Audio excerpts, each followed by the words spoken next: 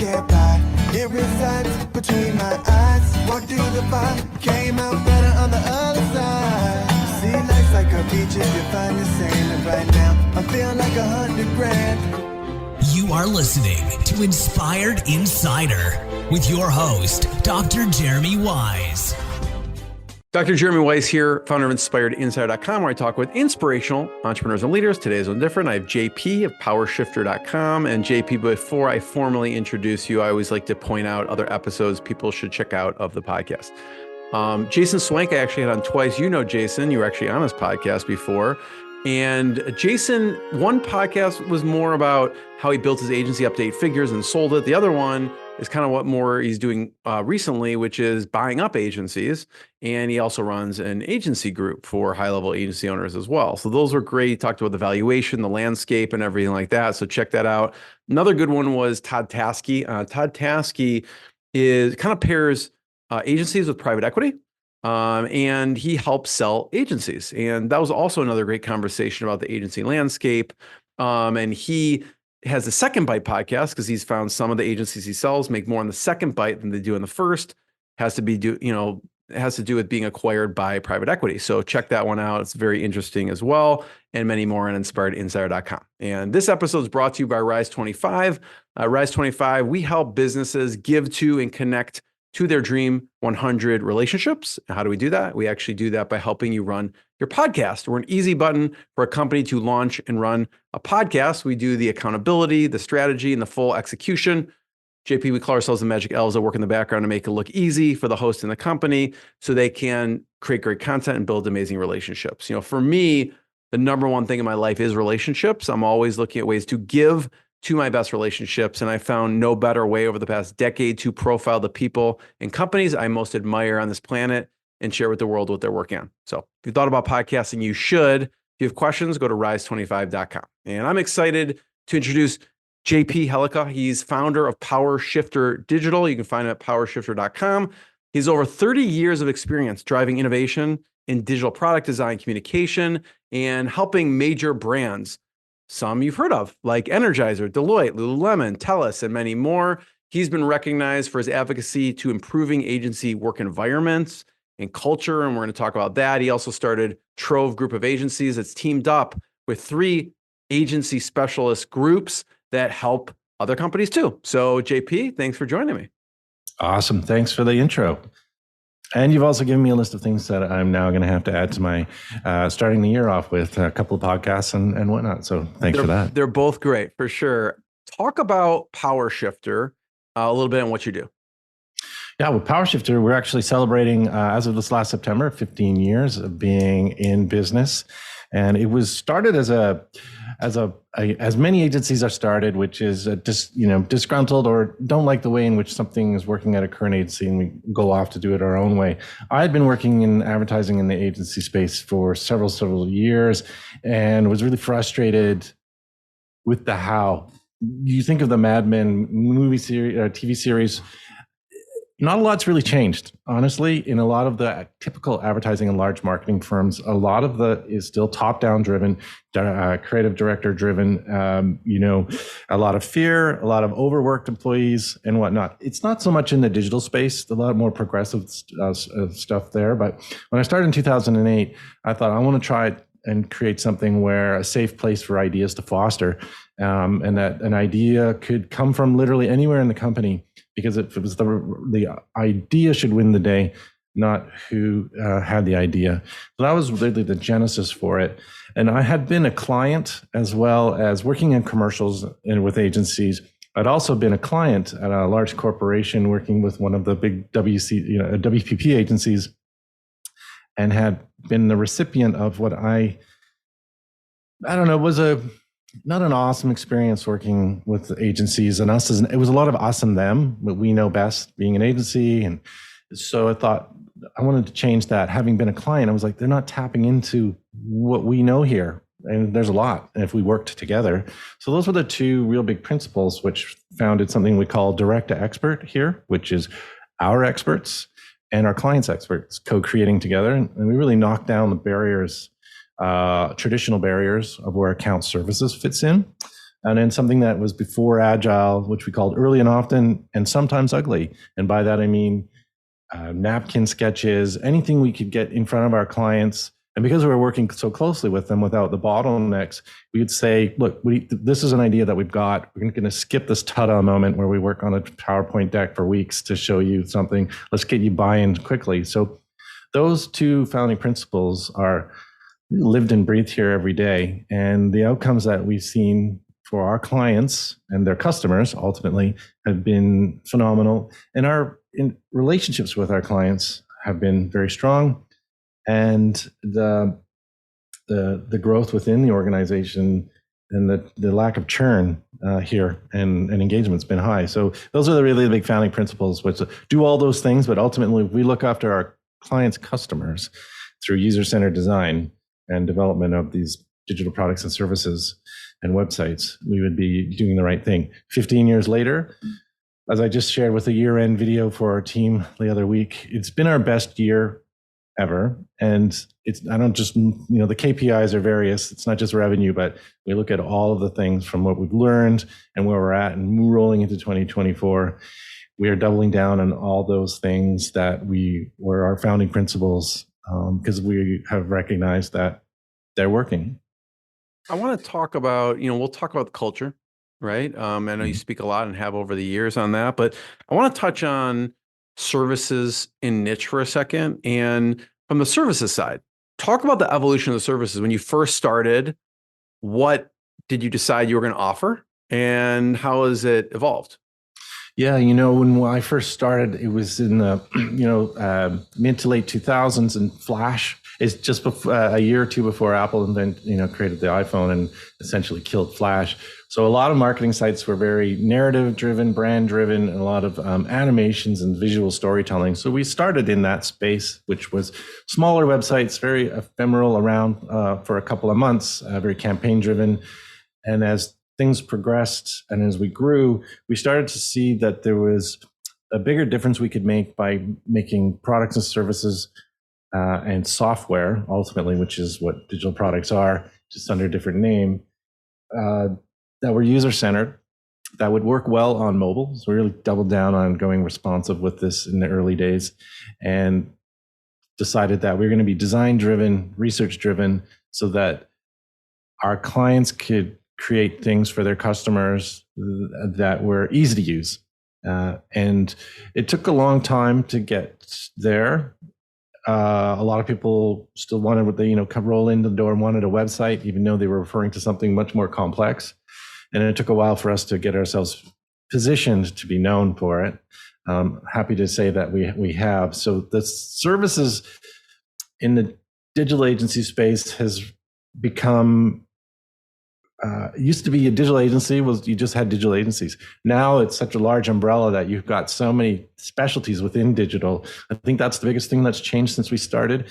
You can't just be one digital agency and do all things well, because there's just so many things that can be done. And so I think that the niching down, as you say, has become a bigger piece of it, which has meant also fragmentation for clients having to go to different agencies to get the digital smorgasbord of things that they need done.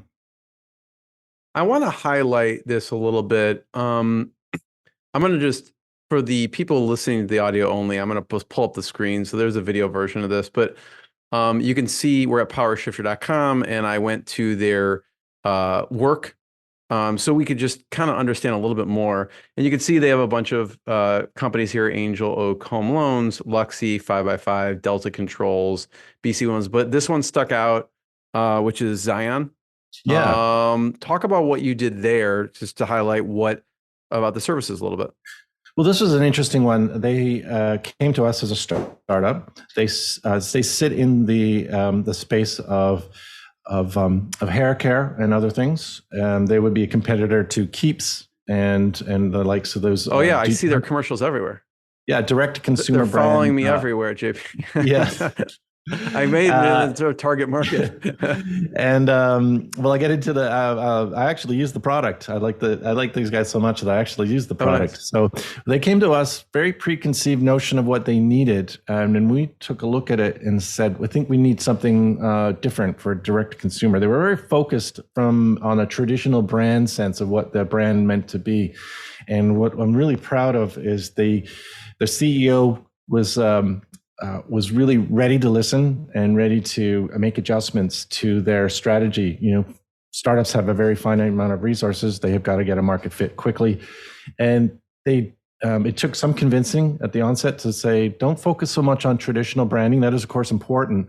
But when you're starting a direct consumer company, you really need to make sure that the brand experience ultimately goes beyond the look and feel.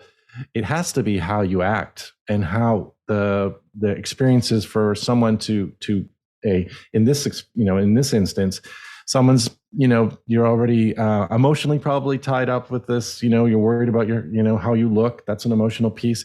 It's not cheap. It's very expensive, barrier to entry. And then there's doctors that are involved online. You have to send pictures. Like, it's very complicated to get the product into the hands. And if you just focused on the look and feel and not on the actual journey to get the product into the hands, it's not going to happen. So there's a lot of friction. Them rethink the way in which remove the friction and really focus on, once they've got to the site, that's where 2/3 of the brand really takes off, especially for a D2C brand like this. And again, it took a little convincing, but once we showed them what it could be, they really reconsidered all of their strategy and doubled down on that experience. And we actually after just over 2 years, because we continued to work with them, just finished up our contract with them, and they are well on their way. And it turned to be, they came to us for one thing and left with something else, but super satisfied that they did listen to what we had to say and actually helped implement them. So they're well on their way. And so that one I think was really good, because it isn't just about how something looks, which is important, of course, but it's how you act as a brand. Ultimately, so what they thought, JP, they thought they just wanted maybe a website redesign or something, and you gave them kind of a full, from a customer centric, how to improve the customer experience and the delivery through the platform. Is that accurate? Yes, they had all those in place, but they weren't as emphasized in their program, and so we flipped it on them, and it became a much more medical looking site in a good way to help confidence for buyers. Again, lots of barriers to entry, but I'm pleased to say that they're well on their way, and this is again a very happy customer for us. Talk about the research that goes into it. Obviously, you don't just talk to them once and you just plop up this stuff. What's the kind of the research phase that you have to do to come up with this journey, apparently? Well, with user-centered design, our job is to put ourselves into the shoes of ultimately our clients' customers. And when we do that, and we shed all of what we think we know, and we go in and do a ton of research, we do primary research, which we interview those. We go out and actually interview those that could be potential buyers. What are the blockers that they've had in the past? Why they chose to with other brands. Then we work into doing high-level prototypes to check, to see messaging and do user testing. So to see the messaging that's working, to see the interaction design that's working, what are the barriers, how can we streamline it before we even get to any code. And then when we know that we've tested it, it's working theoretically, we've seen how the prototypes are testing, the user research is showing that the messaging, the design is aligned, then we get into the coding and finish it up. So there's a lot of upfront research that we do, sometimes months and months. And if something doesn't test well, then we need to go and make adjustments. We'll make those adjustments in the prototypes, then test again until we're ready and the clients are ready to say, you know what, we're ready for the bigger commitment. Because ultimately, when you start the coding and doing the technology, that is the bigger piece that of an investment that is also harder to pivot out of or make changes once you're down that road. So that's the big piece of where we specialize in, and making sure that the design and the research is as important as the technology that's going to drive the platform when it's finished. I'm curious on some of the common questions or obstacles that you had to learn and handle through the website, right? Because in a direct to consumer, they may not be talking to anyone. What were some of from the research, were the common challenges or obstacles that you had to overcome?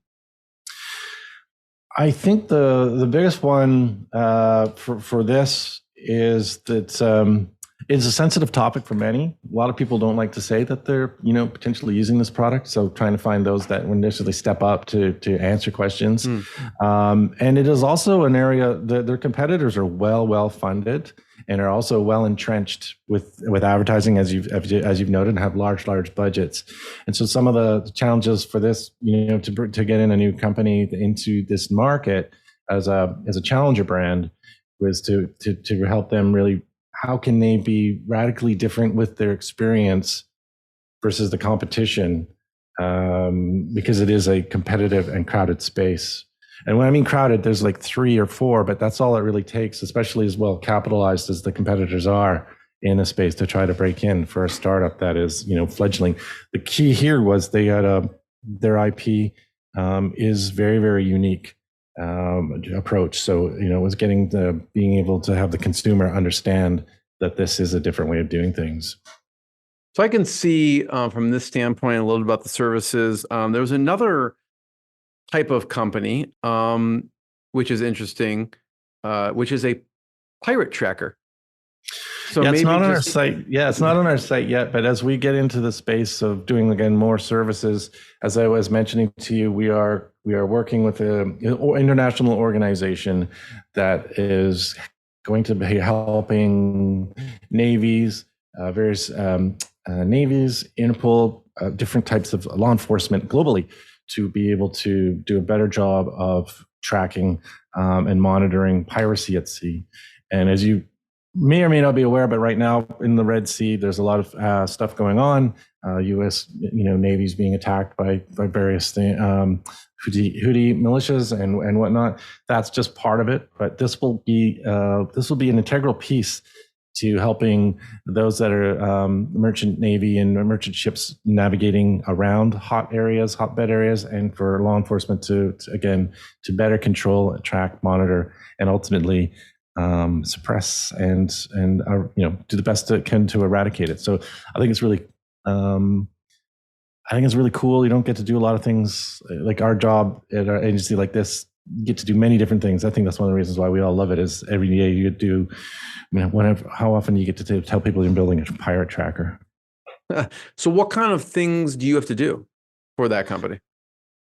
We had to interview captains from navies from different countries, from Africa all the way through Asia, to see what are the challenges that they have, what are the problems that they have in order to not only navigate those waters, but where do they get their information from, and why is what would help them do it, and because they're at sea, what are the types of signals, like how the app has to work on very little signal. Satellite signal, so to be taken into considerations, all the data, how quickly, because it needs to be reliable. So those would be the biggest challenges, and then also localization. How many languages is it going to be, and then browser and phone compatibility. Working on a global scale like that needs to make sure that it works on any device. And so it was really, my team was really they came back from these interviews where captains and various fleets around the world, and how important their job is, like within a small community within an African nation, and the passion that these seafarers had, and how they wanted to be able to navigate more safely because of the importance of their job for their communities or for their countries. It was definitely not your run of the mill project. So you have to configure this app to basically meet all these specs while meeting the needs of the pain points of this particular customer. How did a client like that even find you? Like, I mean, we were going back to niche. It's like, I could see, okay, we niche in consumer, direct to consumer products. I don't know a pathway to niche to a pirate tracker. Really, just I think our reputation for being able to do user-centered software, and this one was a reference that came to us from someone who knew the work that we could do, and even though this wasn't a specialty, the types of technology and the interaction design that was required was something that would be well handled by our team. And because I think also the amount of research that our team does in the UX aspect of these designs. Yeah. What about the evolution of the team itself when it started to now? Because it seems like you need a lot of technical people to, just like what you said, people wouldn't even think, okay, there's all these phones, there's low internet, there's all these factors involved. What did the team look like in the beginning, and then how did it evolve? Great question. The team was, because we were so marketing generalist focused at the onset, we had a lot more creatives and thinking about campaigns and things that would, hook people in from a narrative perspective or a brand perspective. And the technology that we needed to do was not nearly as complicated. It was fairly straightforward web tech that we were doing. But as we progressed, we need engineers that have got comp sci backgrounds. We're now working as well with some things I can't talk about, but in AI. So bringing in those that can understand the engineering from that perspective. So our team has definitely, we're 50-50, 50 design, percent design, and 50% technology, but the project's scope is much, much deeper. And then I could also say that in the last 10 to 15 years, the amount of software that has been now engineered on the cloud using Google Cloud and Azure and whatnot, and those were things that we just didn't even have to take into consideration. So we have to make sure that our team is up to speed on writing to cloud apps and whatnot. So definitely deeper bench. Our projects are no longer 2 months; they're usually 6 months to 12 months to over that.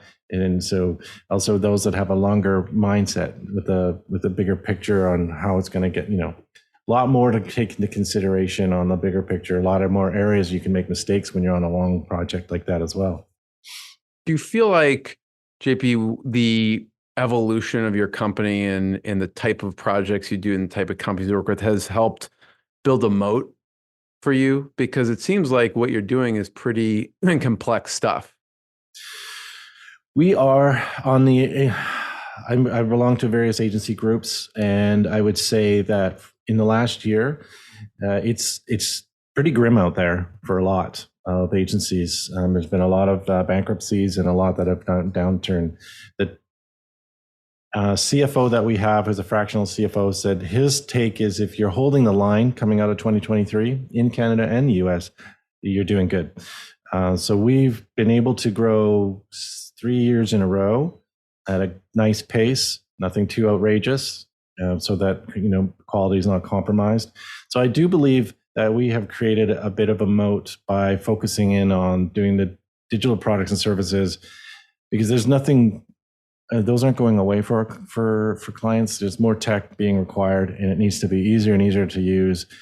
Ultimately, our goal is to help clients make products and services that are easy to use as anything that from Apple to Amazon, even though they may not know that those are their competitors.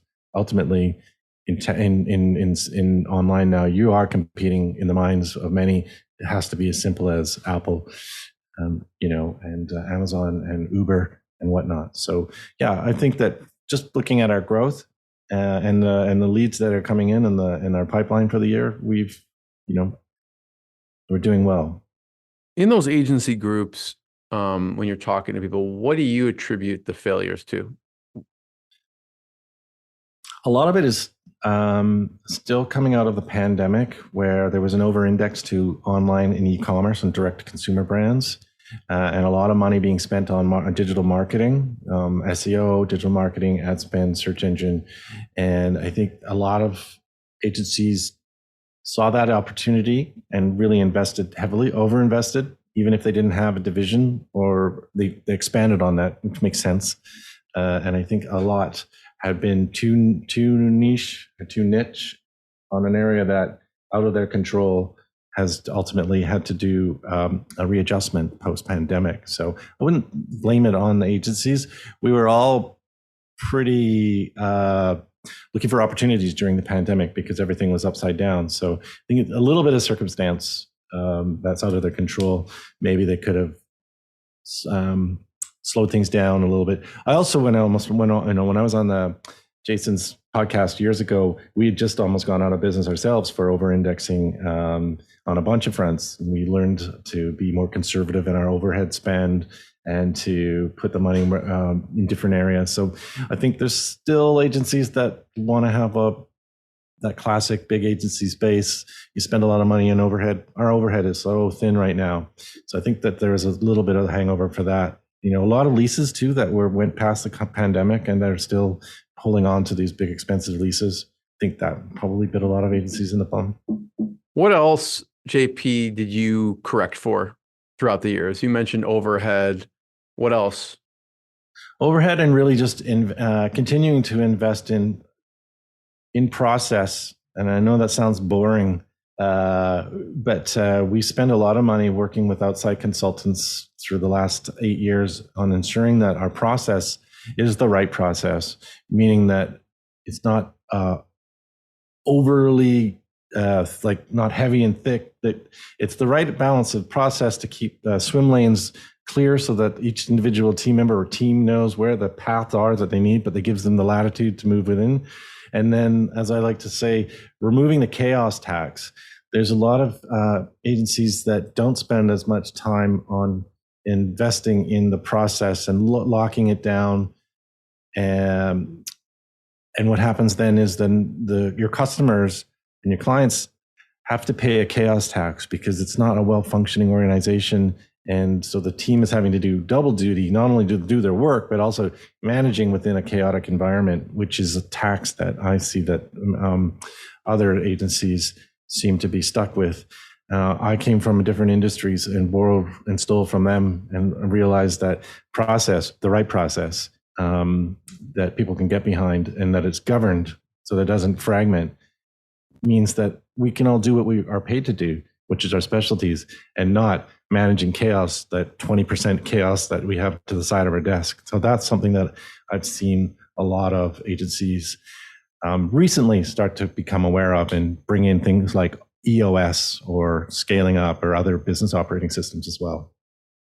To mention that, I did have Gino Wickman on the podcast. People can check that out, who started EOS and wrote Traction. That was a good one.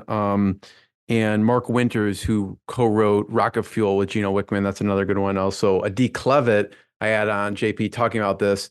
She basically helps companies create SOPs and process. That was interesting because we just geeked out on how to save hundreds of hours a month using productivity tools, because obviously, it's about process and saving time with yourself or your team. So that was a really good episode.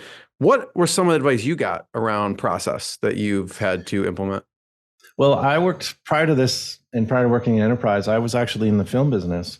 And a lot of people may equivalent the film business to a creative space, a little haphazard. When you see a set, it can look chaotic. I will say this, having worked within this industry for 12 years, it's near military precision in the sense that there's a hierarchy and a chain of command, and everything that has a hook has a label. Everybody knows where everything needs to go because it's expensive. And if you've got 60 people because something's not working, that's just money going out. So I took from that, you can have a creative business or in a creative industry that is run tip top. So that was my insight, was coming from another organization. And when I started working in agencies, I was like, why is it so chaotic? Like, we can fix this. And so I stole from that, and then stole a lot of things, steal, borrow, inspired by startups, because those were our clients. And I was like, this agile thing is making sense to me. Why should we be working for months at a time before we present something? Let's do it more agile. So I just thought, we don't always have to just, do the same old. Let's look to be inspired by other verticals and other industries, because they are trying things and break the mold. And I'm You seeing men- that more often, for sure. Yeah, in you the mentioned space now. EOS and scaling up. Are there any other resources that you recommend people check out? Yeah, we worked very closely with a company called Agency Agile, all one word, and they're out of the US. And we brought them in because they have an agency, they have a process of Agile that works within agencies. A lot of agencies struggle to bring Agile in because it's not a dedicated team.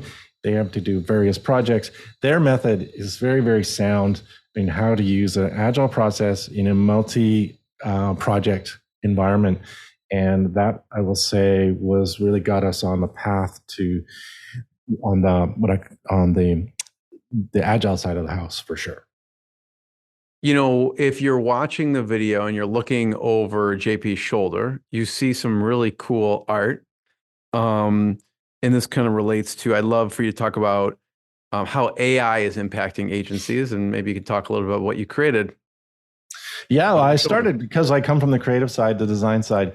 These were early Mid-Journey DALL-E, which are two generative AI things. I started right away testing it out, and so I liked them so much that I got them. I've got 12 or so framed here, and it was in that journey that I started to play around with ChatGPT and looked at really early on. Saw that the opportunity for even more efficiencies within the organization of agencies could be met with the right use of generative AI. In fact, I have a talk that I do for agencies right now, which I go through every department and how generative AI can be what I call a force multiplier. And ultimately, that's what AI is a force multiplier. I look at it as you still need the creative spark of the human ingenuity and the idea, because AI is just sitting there. It can't do anything unless it gets an input, right? So you get the creative spark, which agencies are known for, the inefficiencies, which also agencies are quite often known for. You can use AI now and generative AI as that force multiplier to be able to explore more things, or to like double down, or to do variants. And at the other end of it, you still need your humans and the creativity, and to make sure that what has been generated is right, and how to add on to that, do a yes and to the generative AI. But with downward pressure on agencies' budgets, there's been a push for agencies to go to something called value pricing. It's always challenged to do value pricing if you don't have a well-organized company, because you're going to basically, you're pitching fixed fee. I believe that AI and generative AI, when implemented properly within an organization or agencies, it's going to give more agencies the ability to take that risk of saying, we're going to go fixed fee for this, and we're going to find our margins in it and get out of the talk about hourly rates. And so I think that AI is going to be able to do that. There's lots of, this is a topic for a separate topic, but there's lots of rabbit holes and things to watch out for, legal wise and whatnot. But when done correctly, and if you've got governance program in place, I think that we're seeing all kinds of gains. Example, our technology team has figured, through the use of AI, through Microsoft's Copilot, we've added the output of 2 people to an 8-person team without hiring 2 new people. So the question that I hear a lot is, will there be layoffs? I don't know that there'll be layoffs, but I think that the hires will slow as people are able to do more with less. That's how I'm seeing it.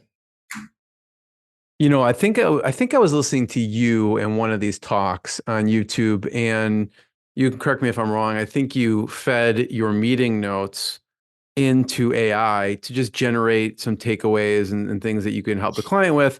And some of the versions had nothing to do with what was in the meeting. So they hallucinate. Generative AI, if you dig deeper on how generative AI works, it can hallucinate, and it can be really confident in its hallucinations.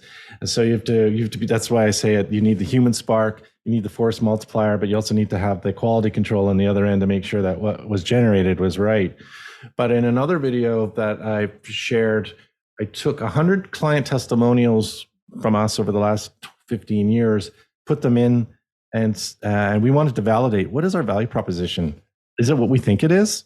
We took all of those and had ChatGPT analyze it, and to our delight, the things in which our customers were saying lined up to the T of what we had thought our value proposition was. I then had it write a radio spot and then hired someone on Fiverr for fun to do that radio spot.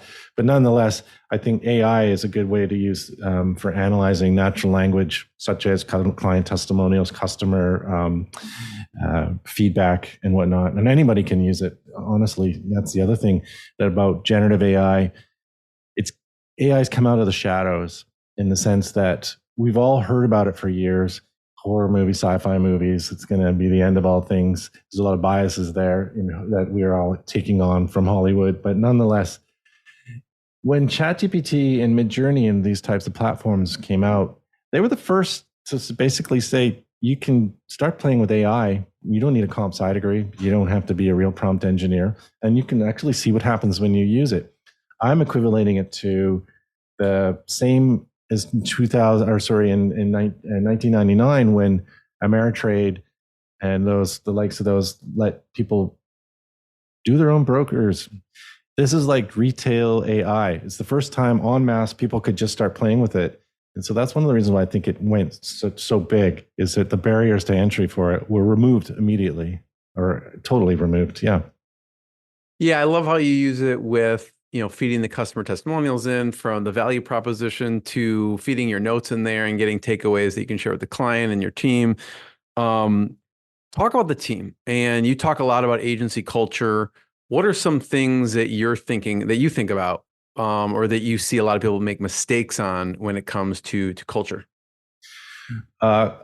Culture as a checkbox, I guess, is what I see quite often. Which is, and I've had conversations, is, well, how do I get culture spun up real quick? I'm in a hurry. And it's like, it's not something that happens in a hurry. And it's something that has to start at the top, and it has to be invested in and be consistent. And when I mean invested in, like, it's hard to even describe in so many ways, but you have to be consistent with it. You have to be clear on what that culture is. And as again, in my year-end video for the team, because we're work from anywhere, this year we had some tough choices to make, both with the client that we had and internally with team members. And those choices that we made were based on our culture and our beliefs and our values. And as I said, and it was quick. We had a very well-known client that was, quite frankly, quite harsh with our team, really harsh. On a repeated basis. And finally, one of my partners said, who never said anything to this nature, they have to be fired. They're breaking our values. And I said, well, let's talk, because you never talk like this. And he listed all the reasons why. And I said, well, we need to do it quickly. We need to tell the client the exact reason why we did, and we need to tell the team why we did. And the very next day we did, and we informed the team why. So they saw that not only from an internal perspective that we do the work, but also that we protect the team from the same value sets. So you have to walk the walk when you put it out there. If you don't walk the walk, they're just on a wall, or they're on the back of a business card, and they don't mean anything. So you have to really walk the walk, I think, is the biggest mistake that I've seen made, where sometimes those decisions are hard because there's dollars attached to it, right? But those dollars are the short dollars. If you continue, the dollars won't follow, and you'll actually take bigger losses from some other collateral damage that not following the values will do. And I know that when we did that, we have a more confident team. They're like, the company backs us. We can make decisions. We can tell the team, we can tell management when things aren't working, and they'll listen and do things. So that's what I think is probably the biggest piece, is to invest in it, be consistent with it, and then walk the walk. Yeah, and the team's going to be happier in general. And the retraining and recruiting, we know the numbers that are for attrition. You need the right amount of attrition, but ultimately, when you've got a lower attrition rate and all that, institutional knowledge that continues to grow, those are also intangibles that if you're not living by values, you're paying a lot in those taxes. Have you ever found that a client has changed their tune after you confronted them with something like that? Like, they didn't realize, like, we were being like that? We haven't had, I was before, we have had very few client issues like we just did. So we haven't had to have that. I think our overall working process, because we don't have a lot of barriers, there's a lot of bonding that happens between our team and our clients. We become like one as opposed to an us and them. So things happen more organically. And I think we have had organizations, even Lululemon, take on some of our process into their own internal innovation team that they saw that we did. So I think that's really cool when you have a client say, we're adopting some of the processes that you've shared with us that we've been working together because we find them effective. Yeah, I was just curious because especially with the organizations you work with, and I know other people listening, they may work with a team of people and maybe it's not the whole team. Maybe it's like one or two people that are abrasive. How do you bring that up to the company to... Yes, we have had those conversations, and we do bring out working with us is, we've got a value set, and we have had to bring those conversations up, I think twice, and they've listened because we've come in gently to, and again, not with a big stick, but to say, hey, I've got a book for those that are, I'll just grab it. For those that are thinking about this internally, the damage, this book. Yeah, if you're looking at it, it's the No Asshole Rule. Who wrote it? Robert Sutton. And reading this will most likely reaffirm everything you were thinking, but it essentially says that one person who may be brilliant, who is toxic, is not worth keeping. In the book will just give you all of the reasons why, from an ROI perspective, it really does help take the ambiguity out of why someone may need to go. So that's how I've dealt with it internally. Robert Sutton. I'd like to keep the book around so they say it's not me making this up. Someone wrote a book about it. 100%. And actually, it's funny because I had Robert Sutton on the podcast a while ago, but he's written so many books. I didn't realize that was his book. Yeah. He's a professor at Stanford. And so he's got a bunch of books out there. So yeah, I didn't realize the No Asshole Rule is his, but he's got Good, Bad Boss. He's got Dangerous Hard Facts, Dangerous Half Truths, a bunch of books. So yeah, thanks for sharing that. Yeah, my pleasure. Love it. I wanted to talk, JP, about, throughout the years, mentors who have influenced you. You mentioned several resources. What mentors stick out that have helped you on the journey? I talk about this a lot. There have been a lot of great women mentors in my life, starting with my late mom. And even my first job out of college when I was working, I got a job at the summer working at the Parks Board, and it was a real, it was blue collar, and I was an art school kid, and it was definitely a shocker for me. And I had this one head gardener. She was amazing. She was it was in the 80s, so she was setting precedents beyond belief. She took me under her wing and taught me a lot of how to survive in an adversarial environment, right? Even though gardening, what do you know about gardening? But she taught me a lot about like the politics and how you survive. And then just when I got into the film business too, a lot of the mentors along the way were strong women in positions that just taught me a lot. And then I think I've just brought on another coach who just exited one of the largest, most successful agencies in Canada that I'm just starting to work with. And of course, this last couple of years, the person who's been a mentor for me was one that helped put this Trove group together. He's a consultant, but at a place called Advertising M&A. And Russ, if you're listening, you've been a huge mentor for the last couple of years and got me thinking about how to think bigger. I think that you can never stop looking and listening and learning from mentors, whether they're a paid coach or whether they're mentors that you tap even more, casually. Always tap those that have been around longer, because if they can help you stop to walk into the traffic like they may have done, and then you should be able to tap them. Love it.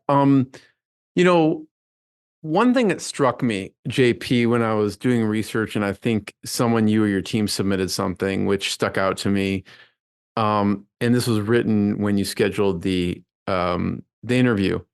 And someone wrote, harnessing the unique neurodivergent perspective. Talk about what that means. Cool. Yes. As part of my advocacy, part of, I think, also what makes a healthy culture is making a safe place where neurodivergency can be spoken to and people can make adjustments within the workplace. I was undiagnosed ADHD up until about 7 years ago. I was undiagnosed with dyslexia up until my 20s. And so, wow. How did you survive through school with that? I didn't do very well in school at all. I was in special classes, and it was really quite tough until I found art, and then that's where I think it came in. So I think what's happened with my transparency on neurodivergency in the workplace, I talk about a lot on LinkedIn. In behind the scenes, I get a lot of people now DMing me saying I've just been diagnosed with ADHD because my child has, and I recognized it in myself. And they say, you've been talking about a lot on LinkedIn, and I realized that this is a big deal. So I think that the neurodiverse, we all have different perspectives, whatever the neurodiversity is. And I think we should be encouraged to be able to exploit those aspects that are positive of the neurodiversity within an environment and be able to talk about it and say, on the negative side, if I lose attention in this meeting, it's my ADHD. So just poke me and say, hey, is that your ADHD? Like being able to just actually refer to it and say that's part of who I am. And I found that the team here now surface all kinds of things without fear of reprisal, and knowing that we'll accommodate them, because ultimately, if you can amplify what they're great at through those neurodiverse perspectives, and you're going to have a more diverse and ultimately, I think, a stronger organization.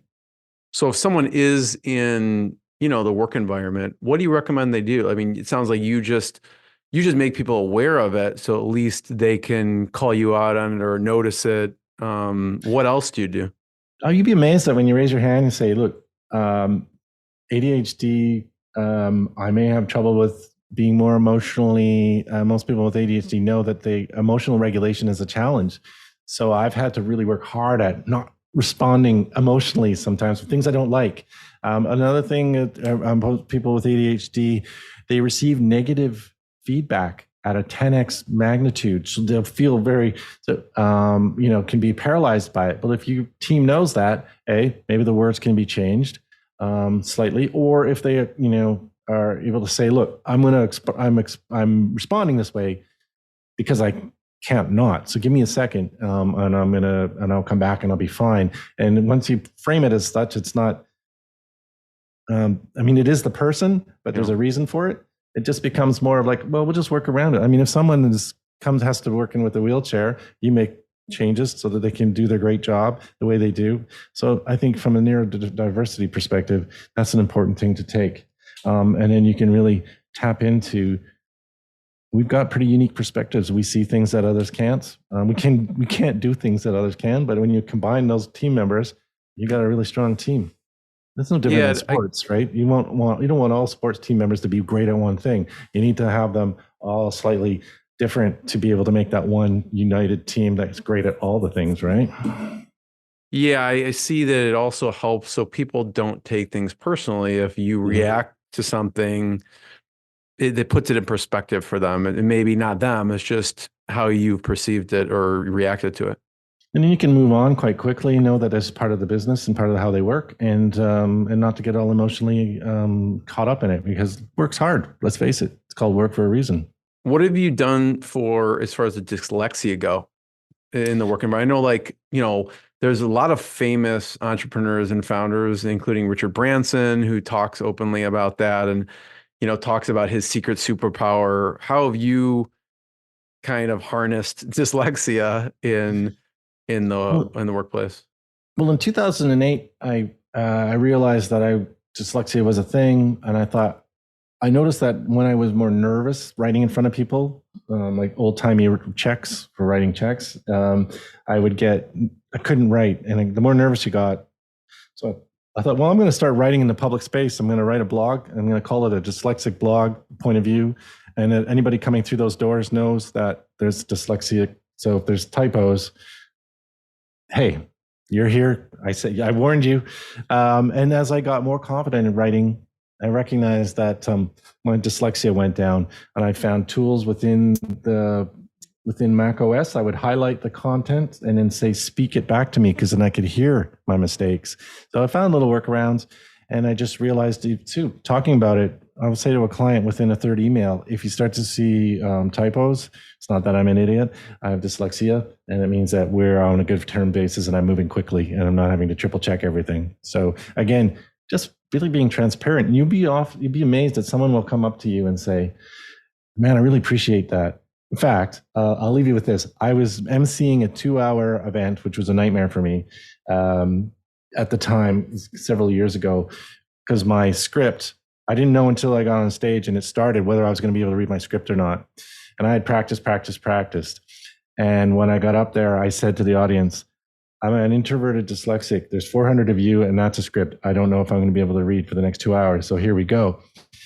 I didn't make any mistakes until one person's name was very complicated, and I screwed it up. And he came up, and I said, I'm so sorry. And he says, I'm dyslexic. I would never do what you are doing right now. So no worries. So because I had disarmed it, he was able to just again, self-identify. So I think that's a big piece of that, is just getting it out there. I love it. JP, I just want to be the first one to thank you. Thank you for sharing your journey, your story, your lessons. Everyone can check out powershifter.com, or they can check out teamtrove.com to learn more. And JP, I just wanted to be the first one to thank you. Hey, thank you. My pleasure. What I got, you can't buy. It resides between my eyes. Walked through the fire, came out better on the other side. See, life's like a beach if you find the sand. And right now, I'm feeling like $100 grand.